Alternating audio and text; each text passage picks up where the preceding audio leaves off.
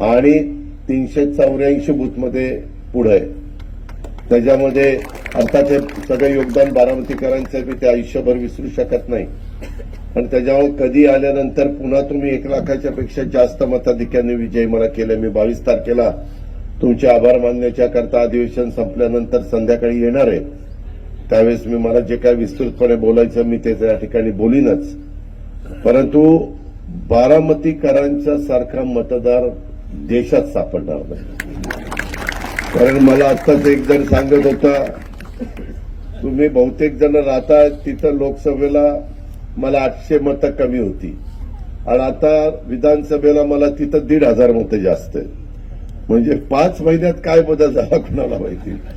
800 मतांनी मायनस असणारा भाग 1,500 मतांनी प्लसनी जातो. अर्थात तुम्ही मतदार राजा आहे, त्याच्याबद्दल मला काही बोलण्याचा अधिकार नाही. तो तुमचा हक्क आहे, तो तुमचा अधिकार आहे. विकासाची कामं करणं हा आमचा प्रश्न आहे, आमचा अधिकार आहे. चव आहे कोल्हापुरी, गोकुळ लई भारी.